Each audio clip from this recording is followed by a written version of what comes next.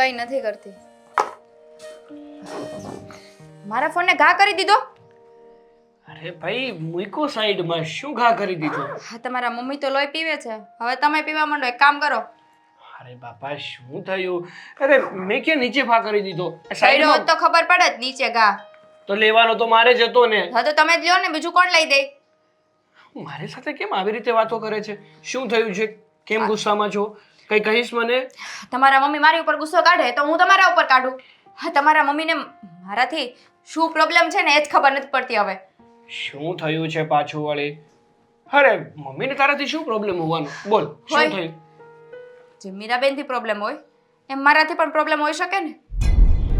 જો હું છે ને કોઈ જ્ઞાની મહાત્મા નથી કે તું મને કહે નહીં અને મને વાતની ખબર પડી જાય. તો ઘરમાં થોડુંક ધ્યાન આપો ને તો વધારે ખબર પડે.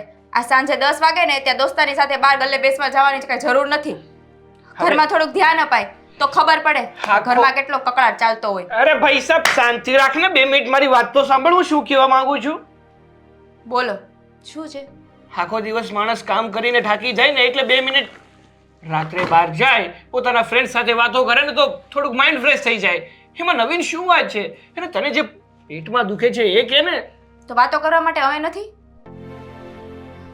હા સાંભળો, હવે આ તમારા મમ્મી અત્યાર સુધી તો એને કઈ વાંધો નહોતો, હવે ખબર નહીં એને વાંધો ક્યાંથી ઉપડે છે. શું થયું પાછું? ભારતની સંસ્કૃતિ, આપણા સંસ્કાર શું છે? વહુઓને કઈ રીતે રહેવું, વહુઓને ગળામાં મંગળસૂત્ર પહેરવાનું, કપાળમાં ચાંદલો કરવાનો. આજે સિંદૂર પૂરતા ભૂલાઈ ગયું તો સિંદૂર કેમ નથી પૂર્યું? અને સાડી તો ગુજરાતી જ પહેરવાની, કમ્પલસરી.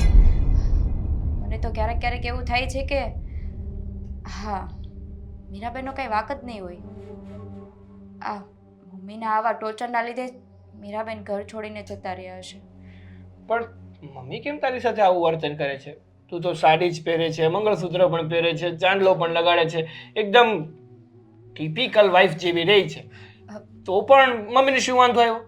મેં આજે મમ્મીને વાત કરી હતી કે હું ડ્રેસ પહેરી લઉં, કારણ કે કામ કરવામાં ફાવતું નથી. એટલે મમ્મીએ સંભળાવવા માંડ્યા.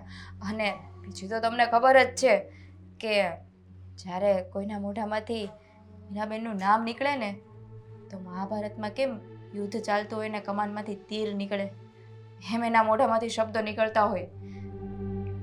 હવે માનું છું કે મમ્મીનો સ્વભાવ થોડોક આકરો છે, પણ હવે તું ડ્રેસ પહેરે કે સાડી પહેરે એમાં શું ફેર પડવાનો છે?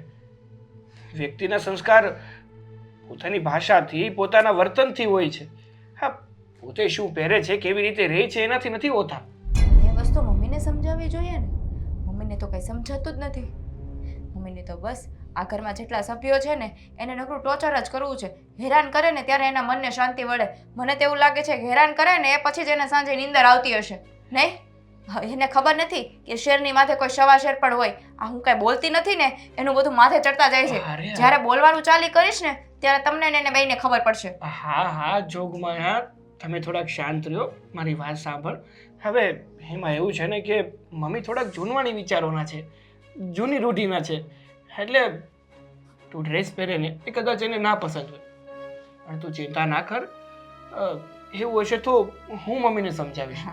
તમે મમ્મીને સમજાવવાના, તમે મમ્મીને સમજાવશો અને તમારા મમ્મી સમજી જશે એમ. જેમ હું ધોયેલ મોઢે પાછી આવી ને એમ તમે આવશો. બાકી તમારા મમ્મી થી સમજવાનું. તને શું લાગે છે તો હું ના સમજાવું? જે ચાલે છે એમ ચાલવા દો. એવું કહેવા માંગે છે તો એવું કરીએ. ના, હું તો તમને ખાલી વાત કરું છું. બાકી મારા મોઢામાંથી 2-4 શબ્દો નીકળી જાય ને તો પછી કહેતા નહીં કે કેમ કીધું નહીં. તારે બોલવાની કોઈ જરૂર નથી. બસ એટલે જ આ હું બોલીશ ને તો 2-4 શબ્દો તમને ભેળવીને કહેશે. એવી વાત નથી, મારી વાત તો સમજવાની કોશિશ કર. તું કહીશ તો એમને ખોટું લાગી જશે. જ્યારે હું કહીશ ને તો એ મન પર નહીં લે અને હું સારી રીતે સમજાવી શકીશ. મને એવું લાગે છે કે પહેલા તો મીરાબેનને હેરાન કરીને કાઢ્યા હશે, હવે મારો વારો ચડ્યો છે, મને હેરાન કરવાનું ચાલુ કર્યું એવું મને લાગે છે. મેં કીધું ને તું ચિંતા ના કરીશ, હું સમજાવીશ મમ્મીને અને કહીશ કે એ તને ડ્રેસ પહેરવા દે. મેં તમને મીરાબેનને ગોતવાની વાત કરી હતી. તપાસ કરી? હા, મારી રીતે શોધખોળ ચાલુ છે, પણ આગળ શું પરિણામ આવે છે એ તો સમય ઉપર જ છોડીએ. સારું, આ વાત મમ્મીને નહીં કરતા પાછું. હા હા, આ વાત તારા અને મારા સિવાય બીજા ઘરમાં કોઈને નથી ખબર. સારું. સારું, હવે તું બેસ, હું જરા બહાર જઈને આવું. દોસ્તને મળવા ને? અરે ના બાપા, ફ્રેશ થઈને આવું છું. સારું.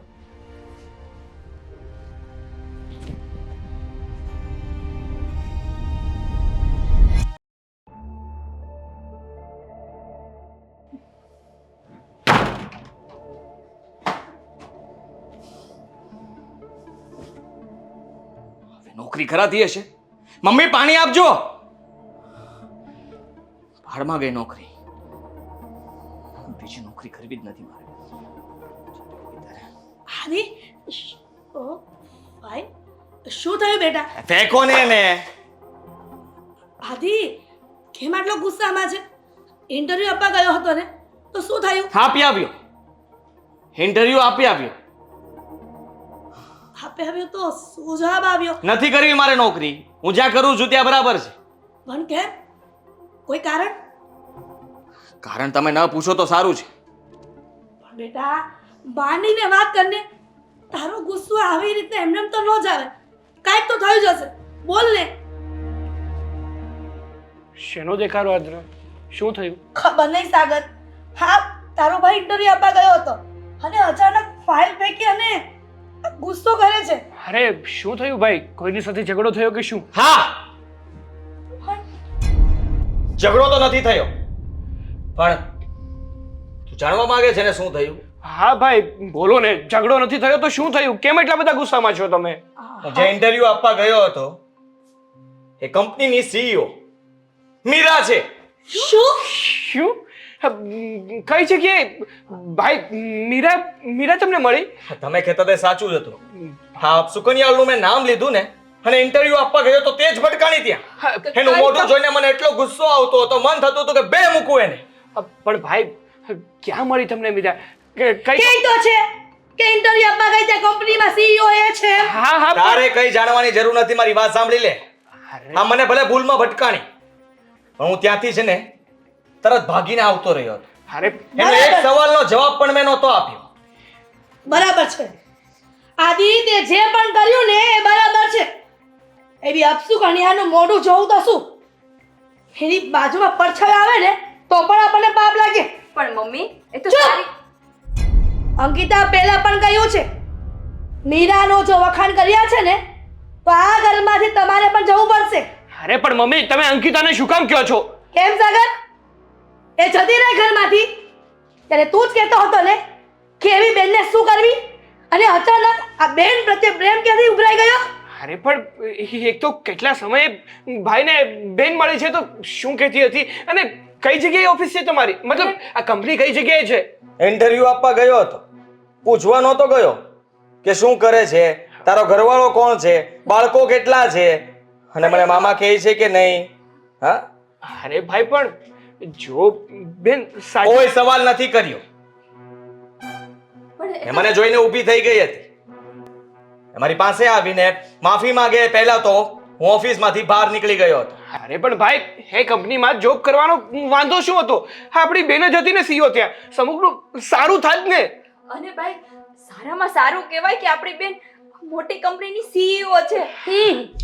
એટલે મારો દીકરો એ સીઈઓ જે કંપનીમાં છે એમાં ઇન્ટરવ્યુ પાસ થઈ જાય અને એના નેજા હેઠળ એ નોકરી કરે, એની મજૂર બનીને નહીં, એમ કહેવા માંગે છે તું? હા, એમ જ કહેવા માંગે છે. મમ્મી, તમને શું લાગે છે કે બેને ત્યાં નોકરી કરશે તો શું ભાઈને મજૂરની જેમ કામ કરાવે? ગુલામ તો ગુલામ જ કહેવાય ને. હા, હા, સીધી વાત છે. એનો હસબન્ડ કદાચ એનો માલિક હશે કંપનીનો, તો જ આને સીઈઓ બનાવી હોય ને. બાકી આને કોણ સીઈઓ બનાવે? હે, એની હેસિયત શું છે?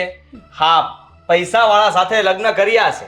આજે ખબર પડી ગઈ. આપણે તો જાણવાની કોશિશ નહોતી કરી કે ક્યાં છે, શું છે, કેમ નહીં, પણ ખબર પડી ગઈ કે એની નિયતમાં ખોટ હતી. આ તમે ધારી લીધું કે એનો હસબન્ડ માલિક હશે અરે તમે ધારી લો ને એના કરતાં પૂછી લેવું વધારે સારું. હું જેનું મોઢું જોવા નહોતો માંગતો એને ત્યાં નોકરી કરીને મારે રોજ જે એના ઓર્ડરનું પાલન કરવાનું, એ મને કામ ચીંધે અને મારે એ કામ કરવાના. અરે ભાડમાં ગઈ આવી નોકરી. અરે પણ ભાઈ બીજી કંપનીમાં તમે કામ કરો તો ત્યાં પણ કોકની નીચે જ કામ કરવું હા, પડે પણ ને. ત્યાં એ લોકોના મોઢા જોવા મને ગમતા હોય ને, જે મારા ઘરમાંથી ગઈ, જેને હું કોઈ દિવસ મારા દિલમાં પણ નથી રાખવા માંગતો, એને હું રોજ જે સામે કેવી રીતે જોઈ શકું? જેને હું ભૂલવા માંગુ છું, જેને હું ભૂલી ગયો છું, એને હું યાદ કરવા નથી માંગતો ને યાર રોજ જે મને યાદ આવે. ખબર નહીં, હા જે રસ્તે નથી જવું એનું અમે નામ લેવા નથી માંગતા, પણ હા કોણ જાણે ક્યાંથી એ સામે આવી જાય છે. સમજી ગઈ હતી એ મારા મોઢાના એક્સપ્રેશન જોઈને સમજી ગઈ હતી કે હું શું કહેવા માંગુ છું ને હું શું કહી રહ્યો છું. એટલો ગુસ્સો આવ્યો હતો, એ ગુસ્સો જોઈને સમજી ગઈ હતી કે એક શબ્દ પણ જો બોલીશ તો ખબર નહીં શું થશે. સારું, તમે મોઢું જોવા નથી માંગતા, કઈ વાંધો નહીં. તમે એડ્રેસ તો આપો કે તમે કઈ કંપનીમાં ગયા હતા. કેમ તમારે ત્યાં જવું છે? બિલકુલ નહીં. તમારે લોકોએ કોઈ જાણવાની કોશિશ નથી કરવાની કે ક્યાં છે શું છે. મેં આવીને કહી દીધું એ ઘણું છે. હવે તમારે કોઈ તપાસ કરવાની પણ જરૂર નથી અને બીજી વાર આ ઘરમાં હવે કોઈ એનું નામ પણ નહીં લે.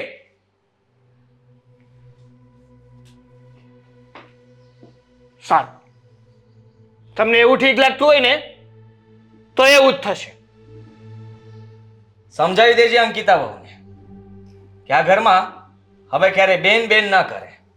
આ ઘરમાં ફક્ત આપણે 4 લોકો છીએ, એનાથી વધારે કોઈ નહીં. એ આ ઘરની દીકરી છે ને, જો દીકરી મરી ગઈ છે. અરે એવા દેને અંકિતા, કોની સાથે લમણાચીક કરે છે? જે વ્યક્તિઓને એની કઈ પડી જ નથી એની સાથે બોલીને કઈ ફાયદો નથી. ચાલ મારી સાથે.